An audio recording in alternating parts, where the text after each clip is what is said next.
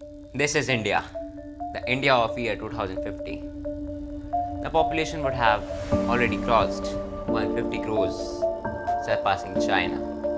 But the increasing urbanization would have made the agricultural land to go from 60% to 40%. 50 to 60 crores of people would be sleeping with the nightmare of waking the next day without food.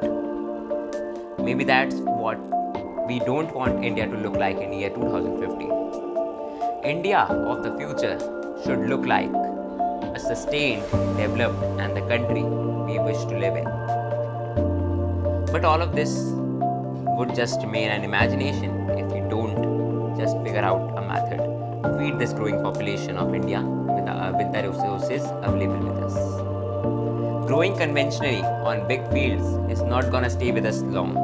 So we came up with the idea of vertical farming in the middle 20th century and came to implementation in 21st century. The difference in these methods is the way we give the water and the nutrition to the plant. In aeroponics, we spray or create mist of nutrition solutions around the roots for them to absorb. In hydroponics, we dip the roots of plant in the water. Advantages of these techniques are we don't need soil to grow crops. Crops grow more rapidly and efficiently as they are supplied with nutrients in the precise quantity and manner. The produce per plant is also very high. Okay, now we are growing vertically, but the crops were not giving the efficiency we want. The reason was plants were not getting the right temperature, right humidity, right photo light period, and the factors like nutrition, water consistency, and the particular light wavelength we require were not accurate enough. So for this, few companies started using CEA, artificially controlled environment. With this technique, we don't have to depend on the nature for the plant to grow. Light, heat, temperature, humidity, air quality, moisture, all the things were getting regulated artificially. How? This is how. Light. The characteristic of light which plant depends on are quantity, quality, and duration. Quality means the wavelength of light plant requires. Plant generally requires red and blue wavelengths of light. So for this, we use pink lights, the mixture of red and blue. Quantity is the intensity of the light.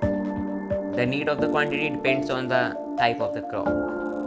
Duration is the time period plant needs light, which is also called photoperiod. Humidity. Temperature and humidity plays a very big role in controlling the life cycle of the plant. Specific humidity and temperature are required during the different stages of the plant like germination and flowering.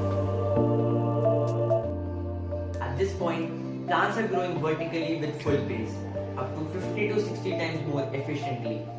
Suppose if we were growing 1 kilogram of crop on a meter square of land, now we are growing 50 kilograms of crop on the same amount of land.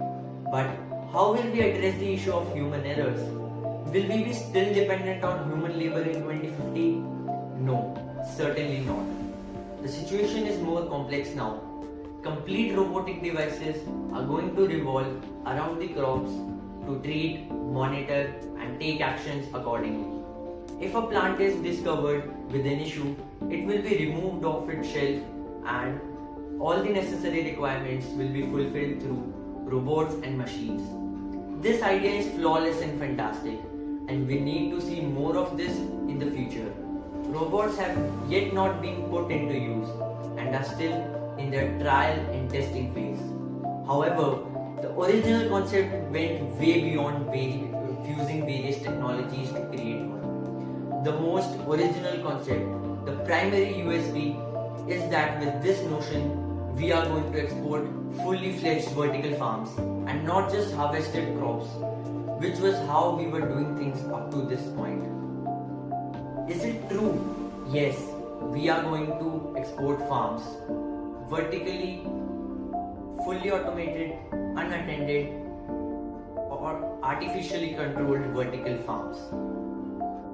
Now, before I move on to tell you how we are going to do this, let me attend the most obvious objection to this concept. Why are we exporting farms? For instance, why are we interested in increasing the weight of our export luggage? The solution to this is that we export crops via aeroplanes, or if done through ships, we need to treat our plants such that they are ready for a 5 to 6 months voyage. So instead of wasting your money on air export, you can simply export your farms through ships, and by the time they will reach their destination, they will be ready to be cultivated.